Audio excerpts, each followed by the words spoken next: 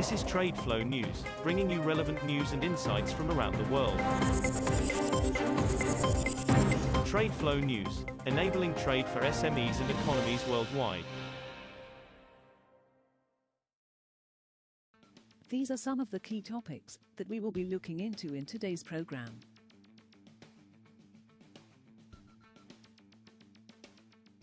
First, let's take a look at the overnight headlines which are impacting the commodity markets. China's crude oil imports in November rose 12% from a year earlier to their highest in 10 months. Data showed on Wednesday, as companies replenished stocks with cheaper oil and as new plants started up. The world's largest crude importer brought in 46.74 million tons of crude oil last month, equivalent to 11.37 million barrels per day, BPD, according to data from the General Administration of Customs. That was up from 10.16 million barrels of oil per day in October and 10.17 million barrels of oil per day in November 2021. Oil edged up on Wednesday after Brent crude earlier fell close to its lowest in 2022, as hopes of higher Chinese demand and concern about Russian supply arising from tanker delays in Turkish waters offset recession fears. China announced on Wednesday the most sweeping changes to its anti-COVID regime since the pandemic began, while Ria cited Russia's deputy foreign minister as saying Russia was concerned about a buildup of oil tankers in the Bosphorus Strait. Brent crude was up 20 cents, or 0.3%, at $79.55 a barrel by 1300 GMT. It touched $77.74 earlier, the lowest since January 3. U.S. crude added 22 cents, or 0.3%, to $74.47 and earlier touched $72.75, the lowest since late December. Moving on to the top news in the energy sector. When U.S. officials first floated the idea of capping Russian oil export prices in response to a planned European embargo in March, they pledged to squeeze revenues to Russia's war machine, while avoiding a devastating oil price spike. But keeping Russian oil on the market and global prices low soon became the bigger priority as oil prices jumped, people familiar with the mechanism's evolution and energy analysts said. The $60 per barrel price limit on seaborne crude imposed by G7 democracies and Australia on Monday bears that out, lining up with current market prices.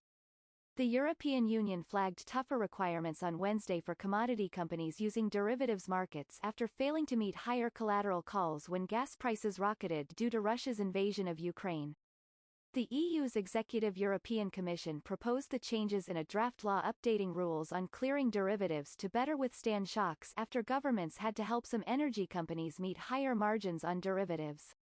To build resilience, the lessons drawn from the recent developments in energy markets, with several energy companies facing liquidity issues when using derivatives, need to be taken into account, the draft EU law published on Wednesday said.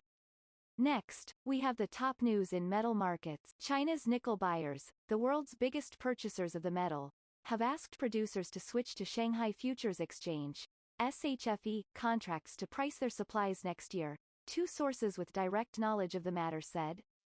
Global trade in metals is typically priced on the basis of London Metals Exchange, LME, contracts, but unprecedented volatility in LME nickel trading in March forced the exchange to halt trade for a period, denting market confidence and reducing liquidity to the lowest level in a decade. If the Chinese buyers succeed in their negotiations, they would deal a further blow to the LME's reputation as the world's dominant metals exchange. China's imports of iron ore rose 4.1% in November from the previous month, customs data showed on Wednesday, as buyers stocked up before the end of the year, in anticipation of Beijing's measures to support the struggling property market. The world's top consumer of iron ore brought in 98.85 million tons last month, up from October's 94.98 million, the General Administration of Customs said. However, the arrivals were sharply lower than the November 2021 figure of 105 million tons, the highest in 2 years.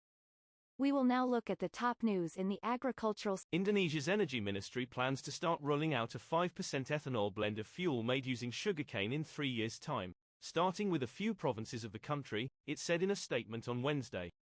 Under a new roadmap, which was developed with the Bandung Institute of Technology, the introduction of bioethanol fuel could begin by mixing 5% sugar-based ethanol with Pertaminas 90-octane or higher-octane gasoline, the statement said, with implementation starting in the capital Jakarta and in East Java.